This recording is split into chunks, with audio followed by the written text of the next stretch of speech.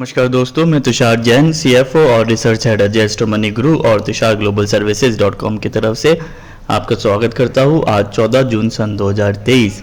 आज के इस एपिसोड में हम एक महत्वपूर्ण खबर के बारे में चर्चा करने वाले हैं। गेहूं की 15 साल में पहली बार गेहूं पर लगी जो कि 15 साल में पहली बार गेहूं पर लगी है भंडारण सीमा। हालांकि केंद्र सरकार पहले से ही इस तरह का संकेत दे रही थी कि यदि गेहूं का घरेलू बाजार भाव ऊंचा और तेज होता है तो वह इसे नियंत्रित करने के लिए स्टॉक सीमा सहित अन्य सख्त कदम उठाने से नहीं हिचकेगी। लेकिन उद्योग व्यापार क्षेत्र इस चेतावनी को काफ़ी हल्के में ले रहा था और वह इसके फलस्वरूप न तो गेहूं की आपूर्ति एवं उपलब्धता में बढ़ोतरी हो रही थी और न ही कीमतों में तेजी पर अंकुश लग रहा था। इससे खाद्य महंगाई में तेजी आने लगी थी। तब सरकार ने अकस्मात गेहूं पर भंडारण सीमा लगाने की घोषणा कर दी, जिससे बाजार में निराशा बढ़ गई।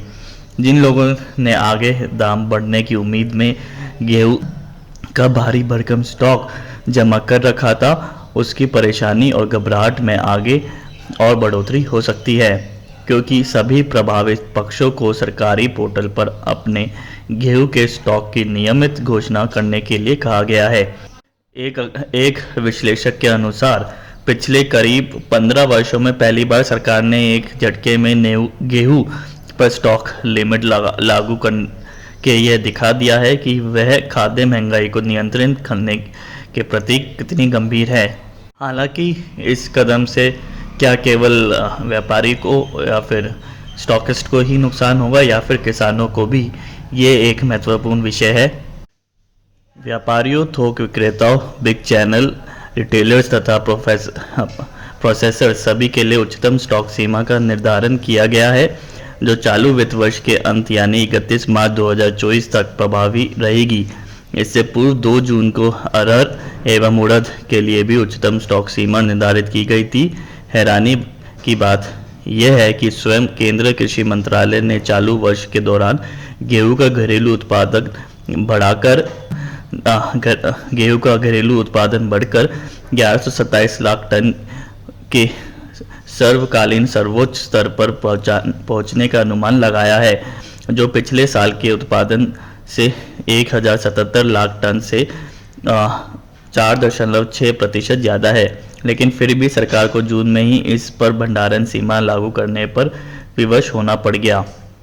यद्यपि आमतौर पर फ्लोर मिलर्स ने सरकार के इस निर्णय का स्वागत करते हुए कहा है कि इससे मंडियों में गेहूं की आपूर्ति एवं उपलब्धता बढ़ाने तथा कीमतों पर अंकुश लगाने में सहायता मिलेगी, जिससे आम उपभोक्ताओं को राहत मिलने की उम्मीद है।